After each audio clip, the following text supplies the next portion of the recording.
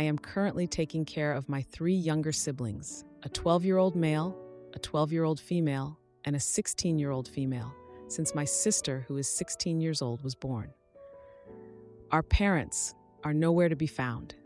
I don't know if they are in the same state or even in America at the moment, dead or alive, and I don't really care. I don't know what happened, but when my first sibling was born, everything was passed on to me, and the same with my other siblings as soon as they were born as well. Long story short, and to give a basic description, I am both mom and dad to my siblings. I have taken care of them all of their lives.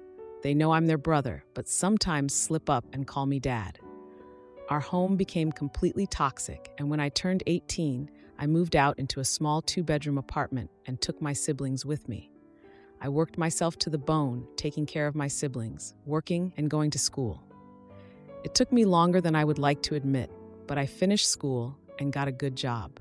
I eventually saved up enough and bought a house for me and my siblings 4 years ago. I took the legal steps after I got my house, and my siblings are now legally in my custody. I did get in a bit of trouble from the social worker because I never reported anything, but all legal matters have now been settled.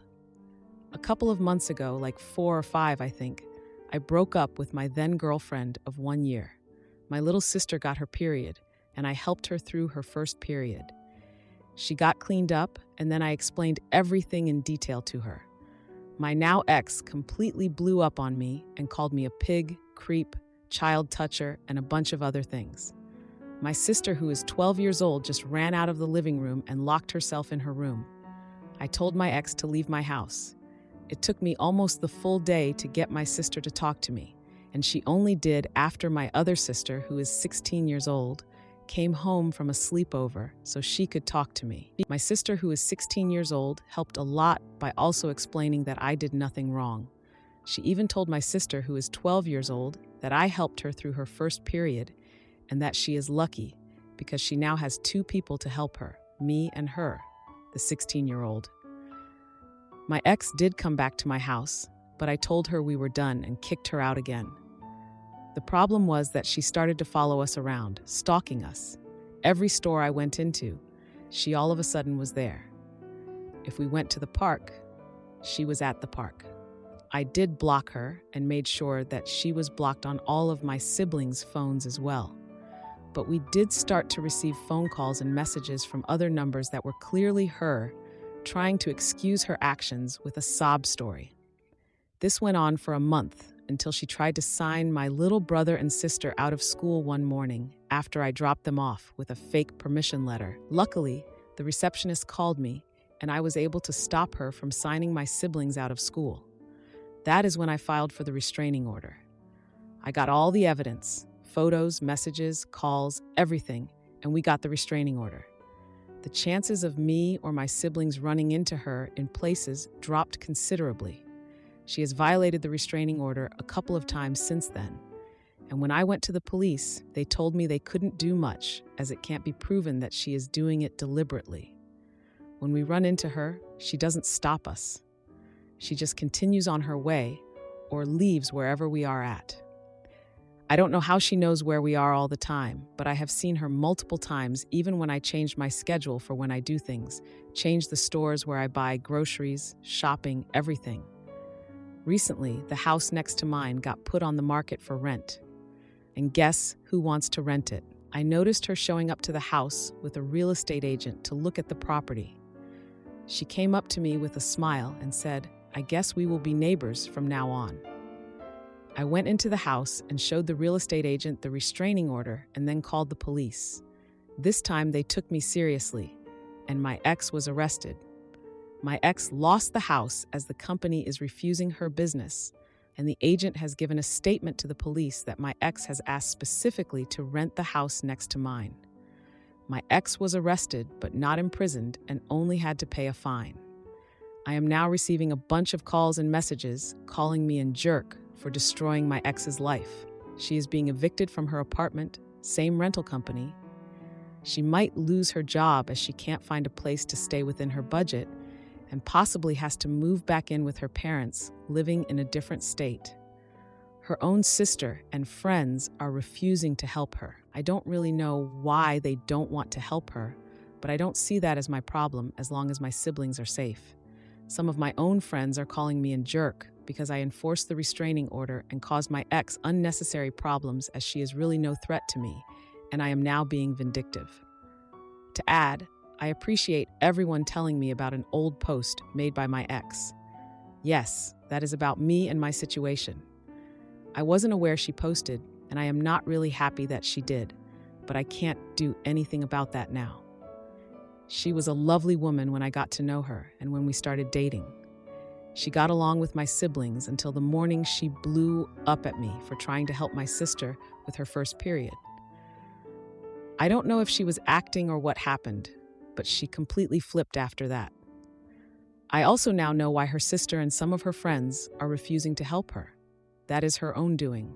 The same with the situation she is finding herself in. Regarding her post, I will never take her back.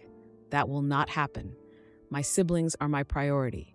She is deranged if she thinks that I will ever take her back or even consider it.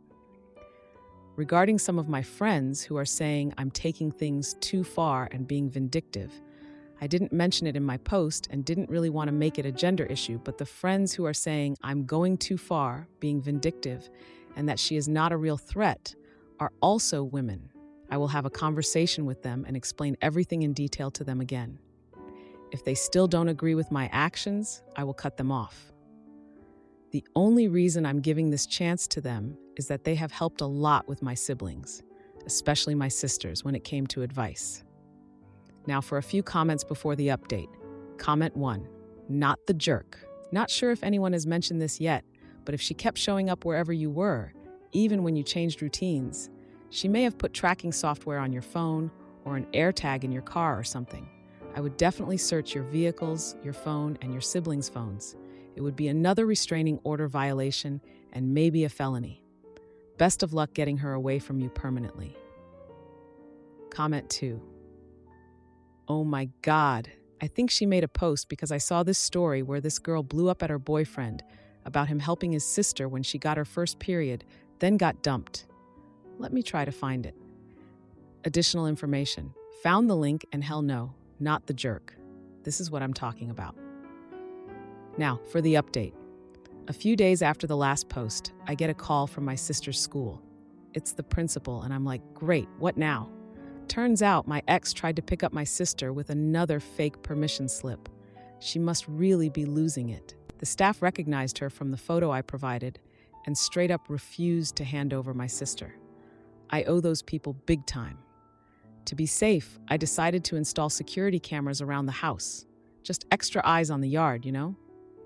While I was setting everything up in the garage, I found an old baseball cap that belonged to my dad. It was dusty but recognizable. I showed it to my siblings and they were super curious about it. My youngest sister asked if it was my dad's. I told her it was, and my 16-year-old brother asked if we could learn more about him. It's been a while since we talked about our dad.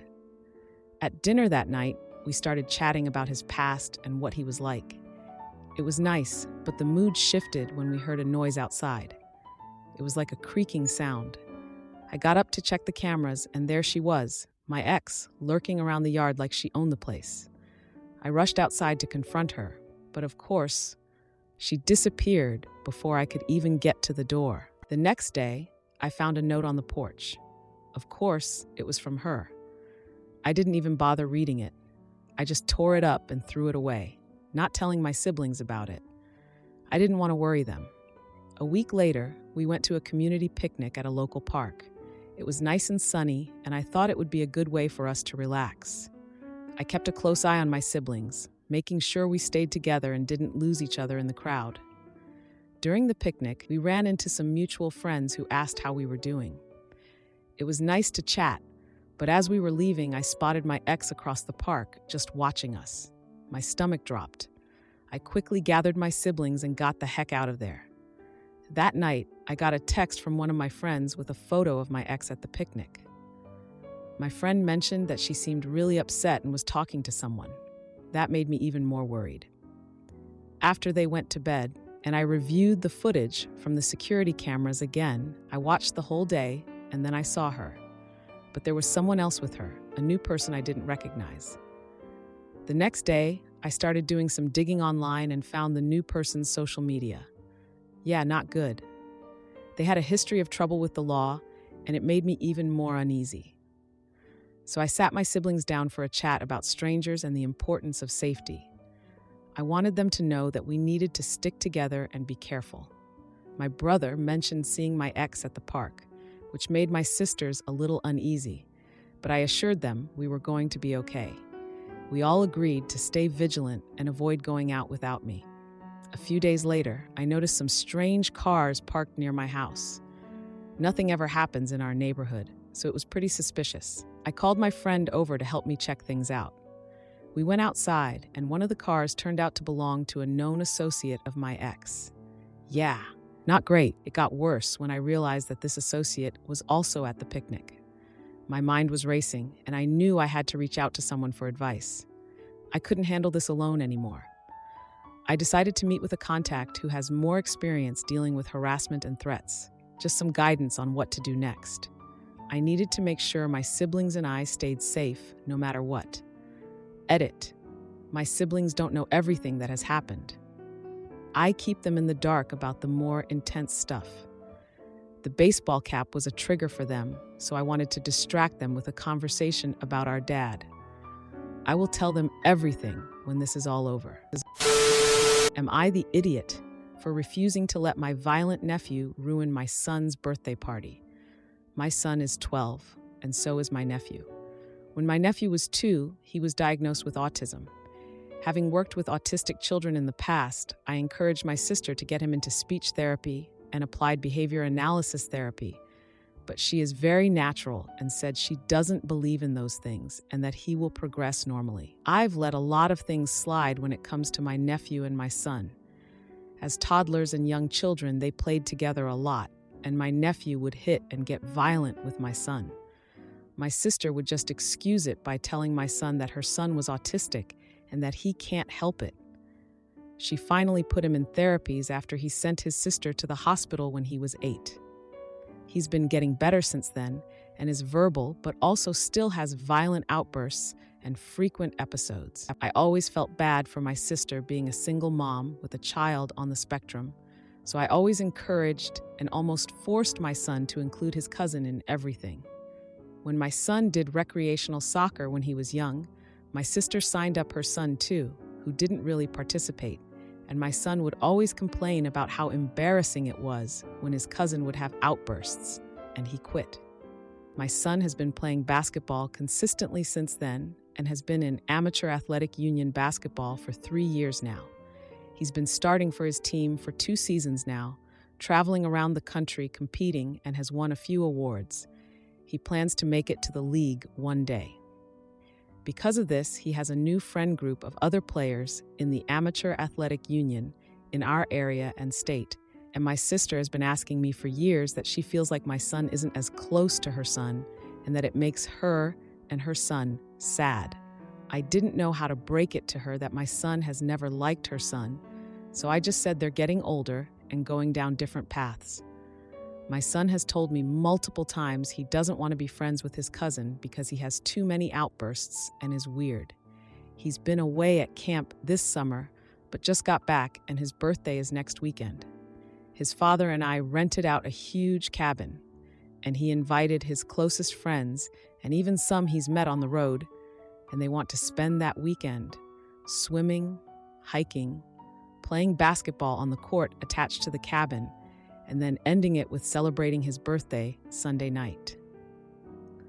I've been planning this weekend for a while now, but haven't told my sister since my son requested that his cousin not be invited. He doesn't want him to have any episodes that would make him and his friends uncomfortable. My sister has been asking me about the plans, and I've been just brushing it under the rug, acting like my son is too tired from camp for any actual plans. So she called me this morning, saying she wants us to combine my son's birthday with hers, September birthday, since I haven't made any plans, and it would be fun. I finally told her the truth, that my son does have birthday plans and her son isn't invited. I tried to explain it as nicely as possible, but she was furious, yelling at me. I told her that my son just wants a weekend of fun and no drama, and she said that her son isn't going to do anything wrong. Meanwhile, during the call, he was screaming and crying at his little sister for eating his favorite cereal. I told her to be realistic and that I could hear him having an episode on the phone, and that's what my son doesn't want at his party. She started crying herself, saying her son has no friends and that my son is his only friend, and that I'm a horrible ableist for not telling my son he's a bigot for discriminating against someone on the spectrum. I told her that my son only hung out with his cousin because I told him that he had to, not because he wanted to, and that he has never been kind to my son. She said that he needs to learn to treat people better, and if I don't want to combine, we should at least invite him. My son was in the room during the call and kept mouthing, "No, please," and I said that it's my son's birthday and he can choose who he invites. She hung up. Now for an update. Hours later, multiple family members, like our grandma, my parents, and a few siblings, have all called me saying that I'm a horrible person and that I shouldn't alienate my sister's son for being on the spectrum, and that my son is the only friend he's ever had, so I shouldn't let him think he's better than his cousin. Am I the antagonist? Now, for a few comments before the update. Comment 1. Not the idiot, but it's a tough situation. You've done a lot to support your sister and nephew over the years, and it's clear that you've tried to foster a relationship between your son and his cousin, even when it wasn't easy. However, your son's feelings and boundaries are important too. If he doesn't want his cousin at his birthday party because it would make him uncomfortable, that's a valid reason, especially given the history. It's understandable that your sister is upset, and she's likely feeling very protective of her son, who already struggles socially. But calling your son a bigot and demanding that he include someone he doesn't want to be around, especially on his birthday, crosses a line. It's not fair to force him into situations where he feels anxious or embarrassed, and it's also not fair to guilt trip you for respecting his wishes. This situation is complicated, and emotions are high, but your son has the right to enjoy his birthday on his terms. Your sister's feelings are valid too, but she needs to understand that her son's needs can't always trump everyone else's. Comment 2. Not the idiot. That was a rough read. I feel for your sister. I do. I'm sure she's going through a lot with having an autistic child, and it's hard knowing he's going to have a rough life ahead of him. But that isn't your son's problem or yours to bear. Your son deserves to have a fun birthday, and he's growing up and going down a different path.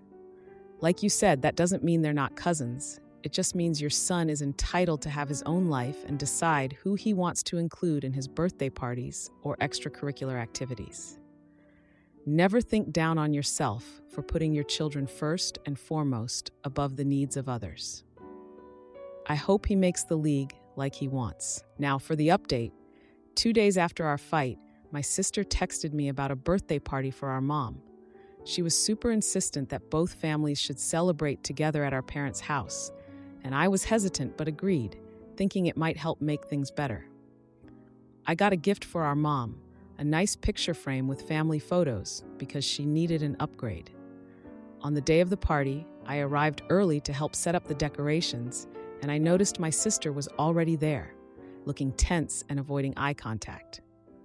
My son was excited to see his grandparents and ran ahead into the house, and my sister's son was just sitting on the couch, glued to a video game, completely unaware of the gathering. The atmosphere was heavy as more family members arrived, and my sister and I both avoided talking about the obvious issue. During dinner, our mom tried to keep the mood light and brought up family unity, but my sister suddenly snapped, accusing me of ruining family events by excluding her son.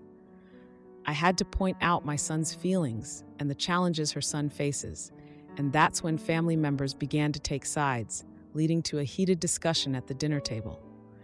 My dad tried to calm things down, but it only made things worse. My sister stormed out of the house, taking her son with her, and said she would never come back.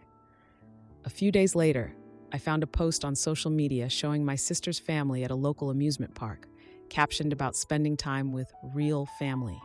She tagged other relatives, but not me. I shared the post with my son, who was hurt and felt left out. This was the last straw. I decided to take action and plan a surprise party for my son with his friends at a local arcade. I sent out invites through a group chat, making sure my sister wasn't included. On the day of the party, I decorated the arcade with balloons and banners. Just as I was getting into the vibe, my sister showed up unexpectedly, claiming she saw the event details online. I stood firm and told her this was a celebration for my son and his friends. The tension was back as she argued her son deserved to be included, but I invited my son to the front to decide if he wanted his cousin there. He shook his head, saying he preferred to play with his friends, and I could see he was visibly uncomfortable. My sister's face turned red with anger, and she stormed out of the arcade. Meanwhile, my son was enjoying the party, playing games and laughing with his friends, completely ignoring the drama. A few days later, my sister sent a passive-aggressive text blaming me for breaking the family. I screenshotted the message and shared it with family members, highlighting her behavior. This led to more family members reaching out, expressing their disappointment in her actions. I got several messages of support from relatives, which really reinforced my decision. I noticed my sister's social media became quieter, indicating she was having a fallout with other family members. At the next family gathering, she was noticeably absent. As a final twist, her husband reached out, asking if we could discuss the situation. I agreed to meet with him, curious about what he had to say. So now I'm preparing for that meeting, knowing things have changed. To answer a few questions, my son and my sister's son are both around 15 years old. The incident that led to therapy was when my nephew had an episode at a family gathering, resulting in a couple of children getting hurt. This was a one-time event, but it significantly affected my sister's willingness to let her son socialize. I had previously arranged playdates for our sons, but my nephew's behavior made my son uncomfortable, which is why he distanced himself. The amusement park post hurt my son deeply as he felt excluded from family activities with his cousin. Am I the idiot for refusing to bail out my wife's irresponsible sister and causing a family meltdown? My wife thinks I am heartless or a jerk by refusing to send her sister money to get by each month. While we disagree on this topic, we still love each other and communicate effectively. I just do not know how to communicate this more clearly to anyone. Her sister is under the impression that I'm just being a penny pincher who can afford to help them. While we can, it's not our responsibility. For some context, my wife and I are in a very comfortable situation in life. We aren't rich by any means, but we aren't behind on any bills and can save a lot per month. We have a single bank account. She does have the ability to spend, however, but she doesn't spend much outside of Amazon and whatever she wants. Nothing super expensive. We talk about everything expensive, like cars and whatever we may want for the future. I work from home and used to care for our child while working. My wife is a stay-at-home mom and does not work. She cares for our child.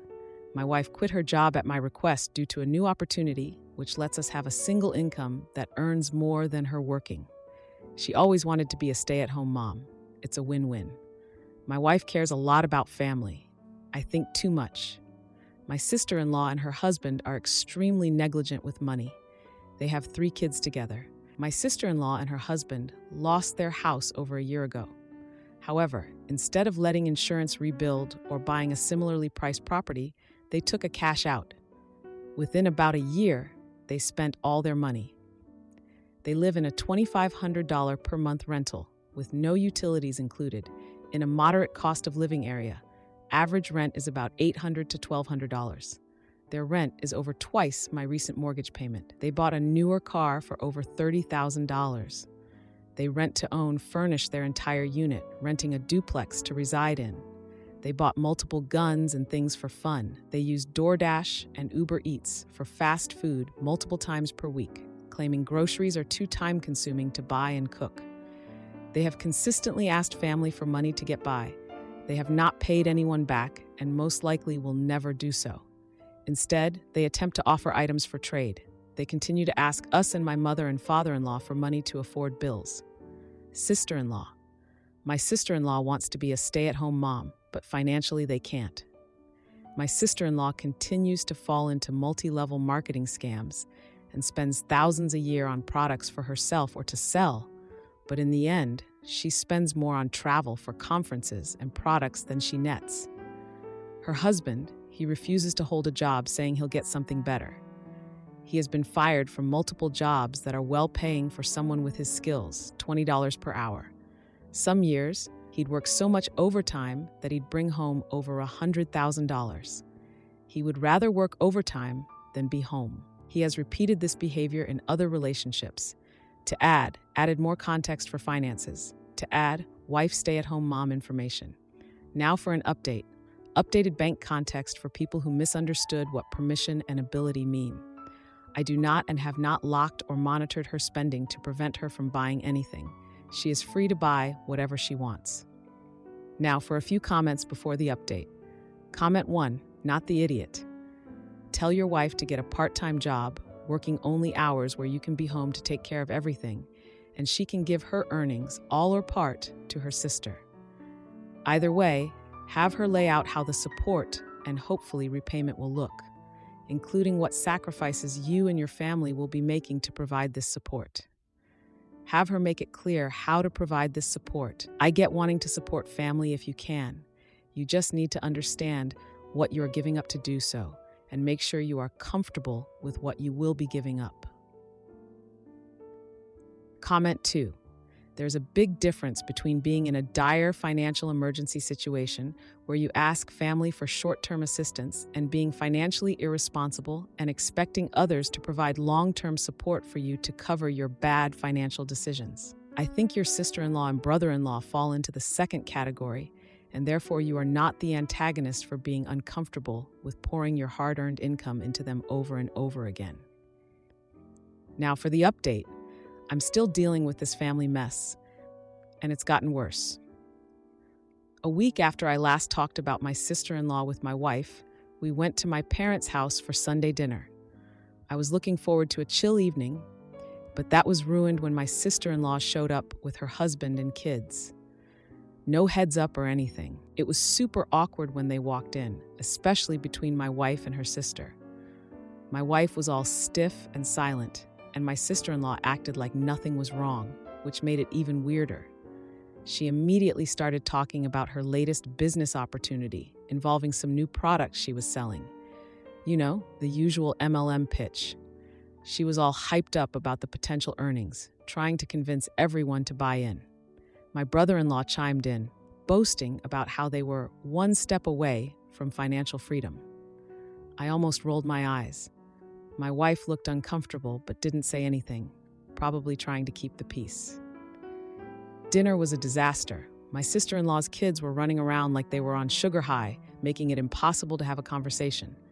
We were all trying to chat, and it felt like a scene from a bad sitcom. My brother-in-law then suggested that my wife and I should help them out financially, citing how tough it is to raise kids on a limited income. I mean, seriously? I pointed out that they had choices like cutting back on unnecessary expenses, but he acted like I was speaking a different language. My sister-in-law shot back, saying we wouldn't understand since we had it easy. I was fuming inside. My wife then defended them, saying that family should help family, which was rich coming from her. The dinner ended with everyone feeling awkward, and I left feeling frustrated and angry. The next day, my wife brought up the dinner, clearly still upset.